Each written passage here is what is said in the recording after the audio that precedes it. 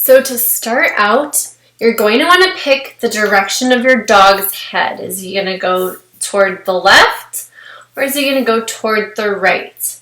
If he's going toward the right, his nose and face needs to be on an angle with the bottom left corner. If his face is going that way, then his angle will be toward the bottom right corner. Also, keep in mind the size of your dog's head.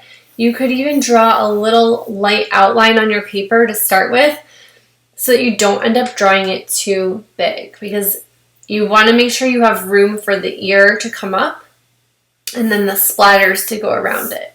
So it's a good idea just to kind of gently and very lightly outline where you want the head to go. Then you can kind of place where the nose should go, somewhere in the middle. So I'm going to start by doing the Boston Terrier, and I'm going to use just this angle. I'm just going to draw a little guideline for myself. I'm going to tilt my paper, and the first thing to do is to draw kind of this little spiral. Go straight across and then spiral in, and that's for the nose. Now I didn't do that exactly centered, so I wonder if I should fix it, but I'm going to just continue. After that, you want to take your pencil right underneath the middle of the spiral, and you're going to draw a line down. Then that line is going to go up and go over, back down, and up to meet the spiral. If you didn't get that done right symmetrically, or you want to fix it, you can just go ahead and erase and try to fix it.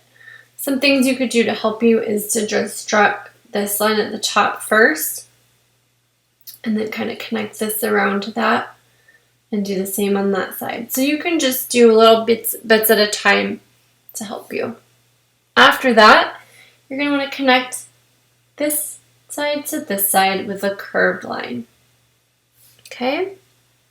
Once you do that, you're going to go up a little bit on the outside of the muzzle, and you're going to draw a line going up to the top of the head.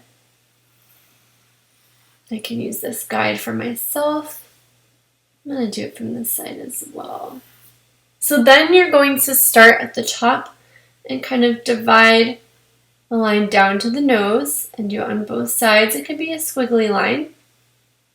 And then the eyes are closed.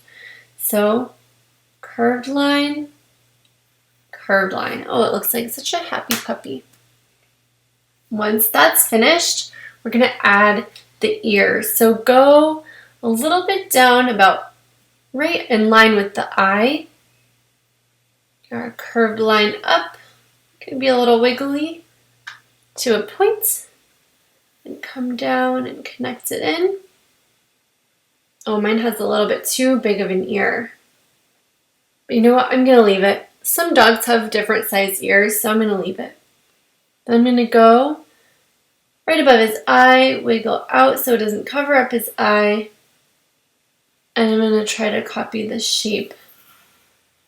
And you know what? His ear isn't that pointy. I'm going to round that. And I'm going to round that. And I'm going to erase the ends that I had before. I'm going to go and erase that part of his head where it overlaps. And that part is done. Now I need to draw my puppy's body going down to the bottom of the paper. And I think his head is too big for his body. So I might, let's see. I might just crop it around here. And then when I go to glue it onto my black paper, I'll make sure that I glue it down to the very bottom edge of the paper. And that seems like it fits a little bit better.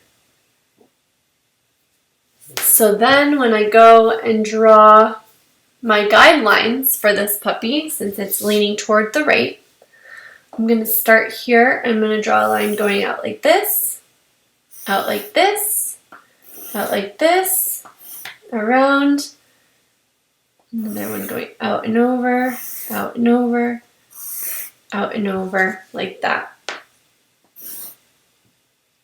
And that way I have that spiral twisting toward the right, which is the direction of his head. And that's how I'm going to use my guides. Then I can also add details. I can add the pink inside of his ear. And then when I go to do the painting, so I'm going to look at a picture of a real Boston Terrier to do my coloring.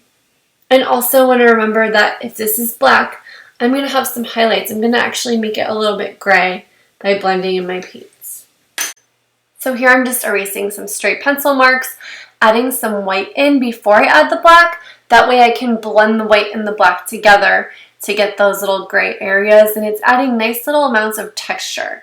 I'm using my pinky and my ring finger, my two smaller fingers, so that I can be more detailed in the smaller spaces, and then just going in and filling in where I want the colors to go.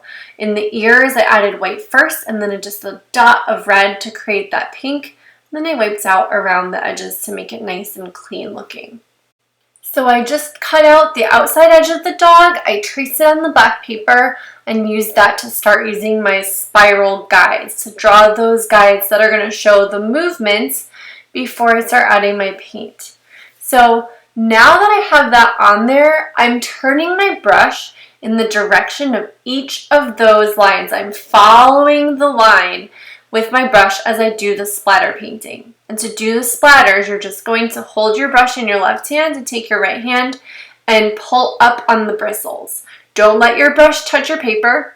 Make sure it's about an inch above your paper and just pull up on the bristles, pull it towards you, and as it flings back, it's going to fling the paint down onto the paper. You want to make sure that you're following those spirals because that splatter will come out in that twisted formation. So this is going to create the sense of rhythm and motion and movement in your painting.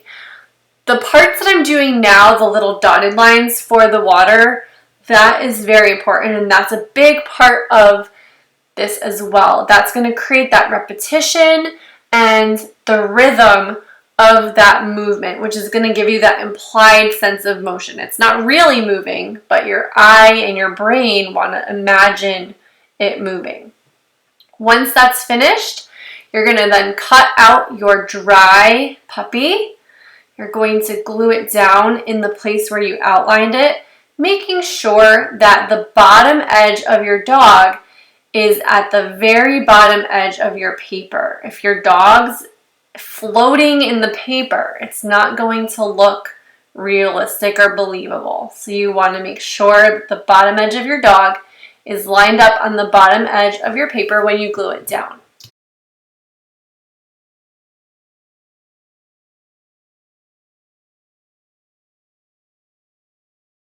Once your dog's been glued down, then you can add more splatter on top of it. You just don't want to cover up too much of it with splatter, so that's why it's nice to add some first and then glue it down and then add more in the front. So continue following those spirals in those directions. And then at the end, you can outline it with oil pastel. Now, I wish I didn't. I think it looked better before I did that. So depending on how your dog looks, it may need it, it may not need it. So you can use your judgment and you can be creative in that aspect. So you can outline it if you wish, or you can leave it as is if it looks good without the oil pastel already. And that's the completed project.